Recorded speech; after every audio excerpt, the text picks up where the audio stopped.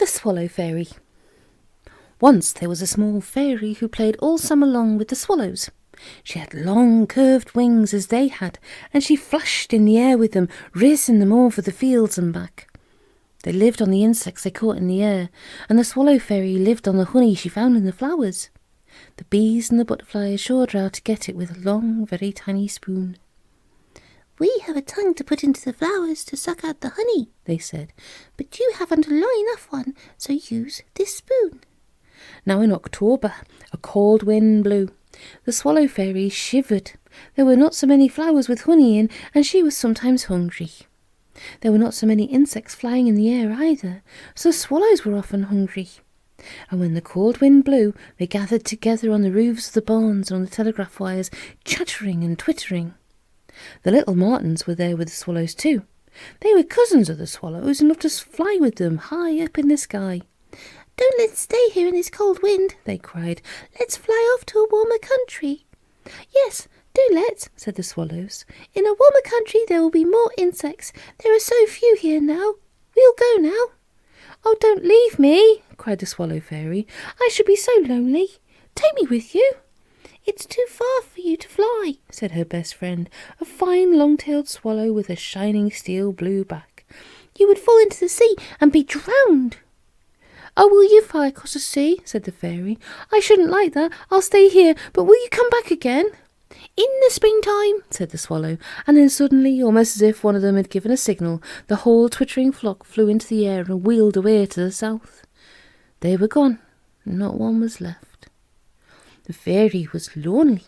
She sat crying in the evening wind, sitting on a barn roof all by herself. A little black bat saw her and flew near. "Come and live with me," he cried. "Do come." So the fairy went to live with him, but as the wind grew colder, he couldn't go out to fly. He hung himself upside down in an old cave with hundreds of others like himself, and he went to sleep.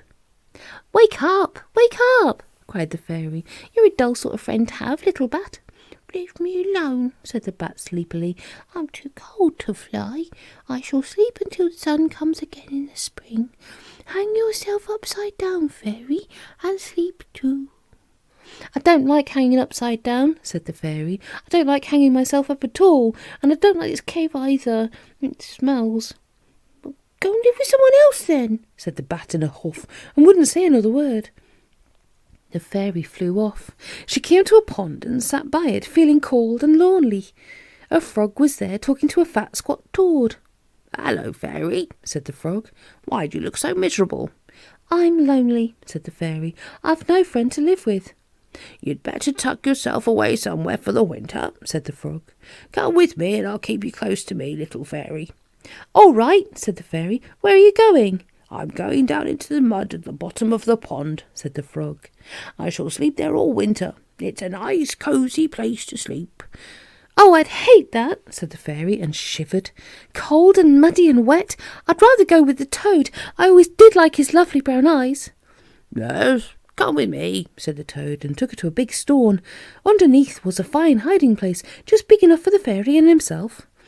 He brought her underneath with him, and then he shut his eyes, and the fairy went to sleep too, but she soon awoke and shivered. "This is a nasty damp place," she said. "I shall get a cold. Toad, let's go somewhere else."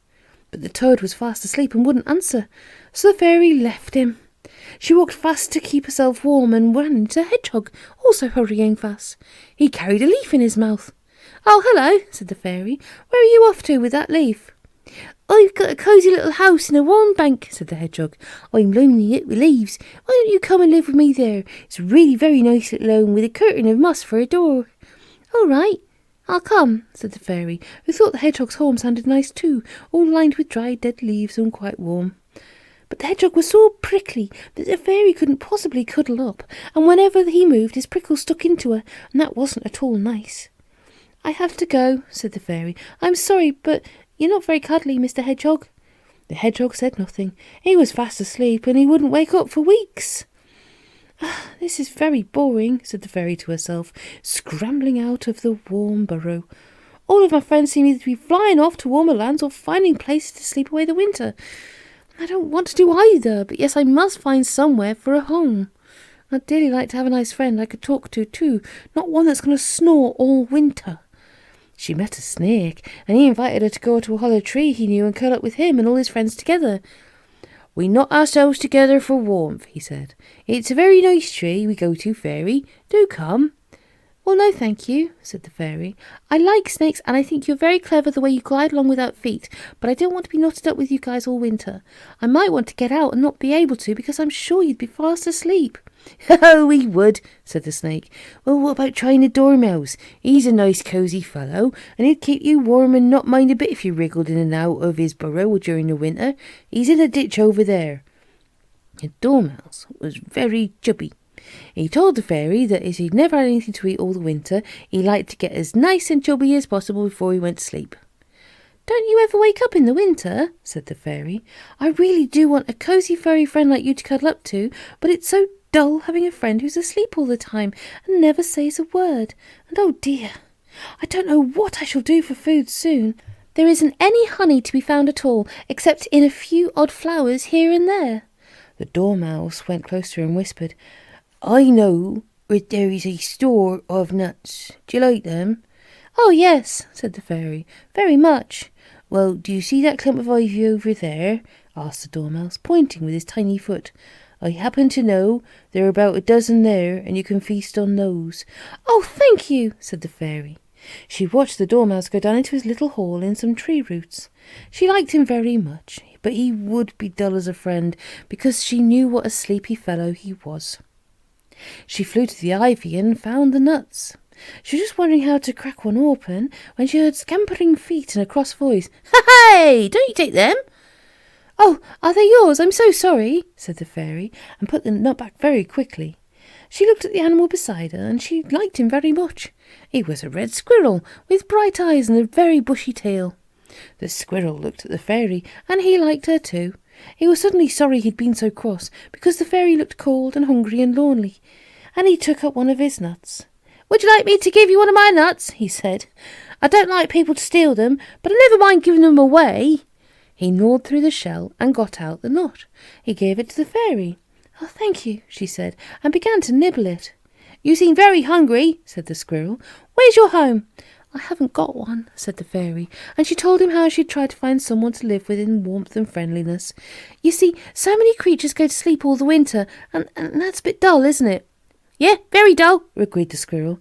I think what I do is much more sensible. I sleep in my cosy little hole when the weather is very bitter, with my tail wrapped around me for a rug, and when warm spell comes, I wake up, scamper down my tree, go find my nuts to have a feast. I have a good play, and then when the frosty night comes again, I pop back to sleep. That does sound like a good idea, said the fairy. Sleep the coldest days away, wake up in the sunshine and play. Have a good meal, go back again when the frost nips your toes. You're the most sensible of all the creatures I know, Squirrel. How I wish you were my friend. I'd like to be, said the squirrel. You come up with me to my house and sleep with me wrapped up in my tail, and perhaps in the springtime, when I want to go and find a nice little wife, you'll brush and comb my fur well and make me beautiful. Oh, I will, said the fairy. I'd love to do that, Red Squirrel. Let's go to your hole now, I'm cold. So up the tree they went, and the squirrel curled up in his hole with the fairy beside him. He wrapped his bushy tail around them both, and they slept cosily together. And when a warm spell comes, they both wake up and look for the squirrel's store of nuts. So if you ever see a red squirrel scampering in the winter sunshine, look around and see if you can spy its small companion hiding anywhere. You might see her. You never know.